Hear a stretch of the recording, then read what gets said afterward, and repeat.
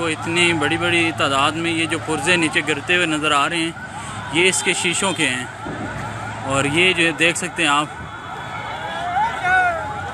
ये इतनी ज़्यादा तादाद में बढ़ चुकी है आग कि जिसे अभी बुझाना बहुत ही ज़्यादा मुश्किल लग रहा है। क्योंकि ये देख लें, ये इनमें पूरे सिंटोरेंस को इसने अपनी लपेट में लेना शुरू कर लिया।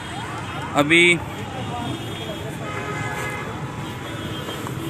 ये देख सकते हैं कि वो जो इसके बनाई गई हैं, ये जो साइड्स बनाई गई हैं, इनमें भी आग इतनी ज़्यादा तादाद में है कि आप चीज़ें गिरती हुई देख सकते हैं। जल जल के शीशे फट के नीचे गिर रहे हैं, ये आप देख सकते हैं।